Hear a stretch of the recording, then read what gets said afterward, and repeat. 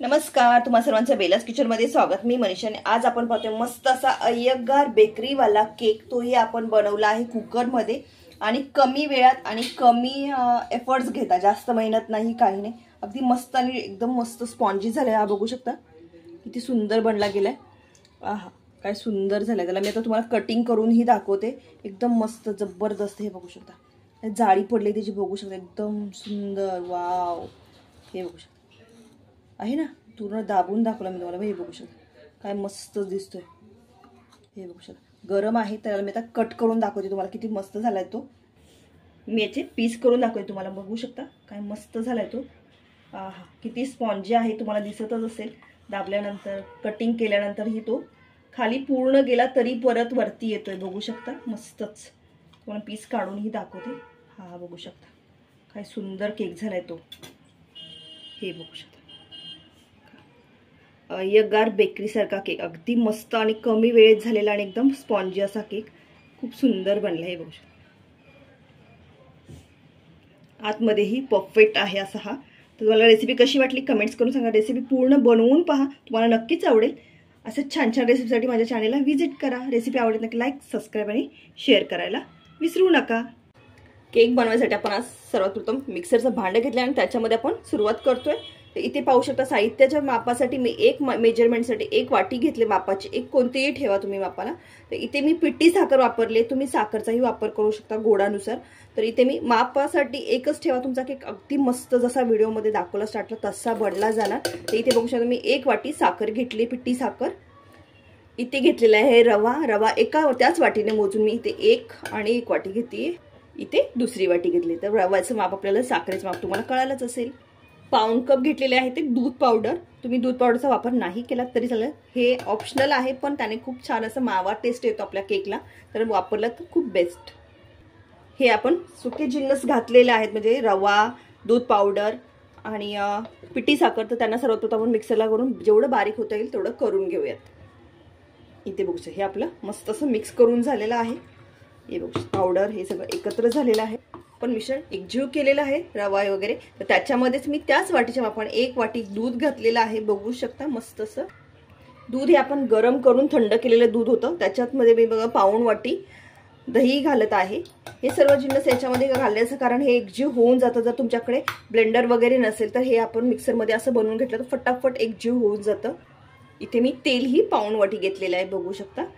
आणि मीठ आहे ते आपल्याला चवीनुसार घालायचं आहे, तुम्ही तुमच्या टेस्टनुसार कमी जास्त करू शकता। तर एक गोडाचा पदार्थ असला केक आहे तरी सुद्धा मी इथे हलकंसं मीठ घालते, 2 चिमूटभर असं, त्याने टेस्टला बरं पडतं आपल्या। आता हे सर्व मिश्रण आपल्याला परत एकदा मिक्सरला मस्त असं फिरवून घ्यायचं आहे। बॅटर मी एक वेळ फिरवून घेतलेला आहे। याच्यामध्ये कलरसाठी मी फूड कलर घालते, टॅमॅटो कलर। तुम्ही नाही घातला तरीही चालू शकतो, ऑप्शनल आहे। जर वाटलं तुम्हाला की मस्त असा कलर हवा तर थोडंसं मी इथे फूड कलर वापरलेला आहे। परत एकदा मी याला मिक्सरला लावते आणि फिरवून घेते। मस्त असं हे आपलं कलरचं असं मस्त आलाय। याच्यामध्ये मी एक साचे इनोचा घालतेय। तुम्ही इथे बेकिंग पावडर जर इनो साचे नसणार घाला तर बेकिंग पावडर 1 चमच आणि बेकिंग सोडा असतो जो खायचा तो आहे तो अर्धा चमच असं घालायचं आहे। आणि हे परत एकदा मी आता मिक्सरला फिरवून घेते। इथे मी हे आपली तयारी करून घेतले मिक्सरमध्ये भांडं लावायला। हे कुकरचं भांडं आहे, त्याला मी तेल लावून घेतलेलं आहे।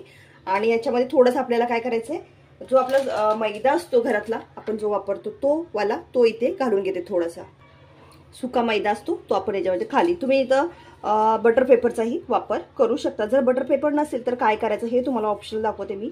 तर इथे तुम्ही असा मैदा घालू शकता साईडला सगळीकडे, म्हणजे खाली आपल्याला जास्त करपलं जात नाही आणि पटकन डिमोल्ड होतो, म्हणजे निघला जातो तो, असं करून घ्यायचं। म्हणजे ते मिश्रण आपलं रेडीच झाले मिक्सरमध्ये फिरूनही।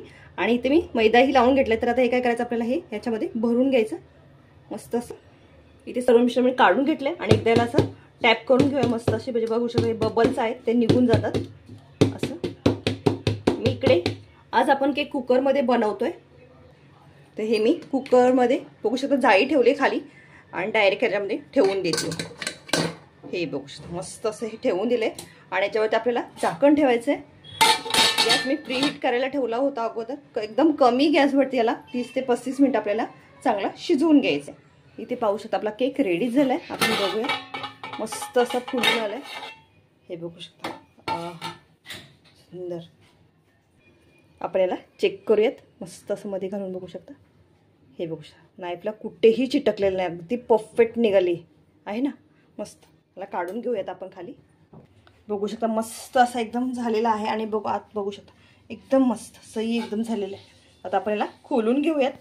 हे साईडनं डिमोल्ड करण्यासाठी एकदा फिरवून घेऊया. गरम गरम आहे. इथे आपला केक मी याला पलटी करून घेते. साईडनं एक केलेलं आहे पिन असं सूर्य साईडनं घालून त्याला खोलून घेतलेला आहे. म्हणजे खोललेलाच असतो तो, फक्त आपल्याला काढायचा असतो. त्याला फोल्ड करून घेऊयात आपण. गरम आहे, भाजते. मी पटकन करून घेऊ. आहा, निघाला अगदी पटकन. भाजते.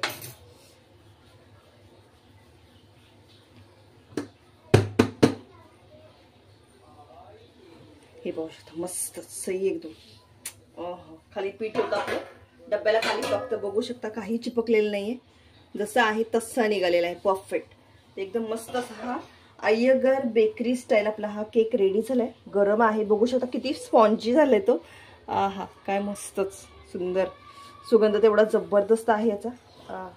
हे बघू शकता काय केक झालाय तो. सुंदर अगदी परफेक्ट आहे आणि पटकन बनला गेलाय. थोडं गरम आहे, तुम्हाला हातात घेऊन दाखवलं असतं मी. हे बघू शकता, हे बघू शकता कसं जाळीदार झाले तयार. की जरा किती जाळी पडले बघू शकता. मस्तच सही. आहा, सुंदर केक. त्याला आपण कटिंग करून घेऊयात.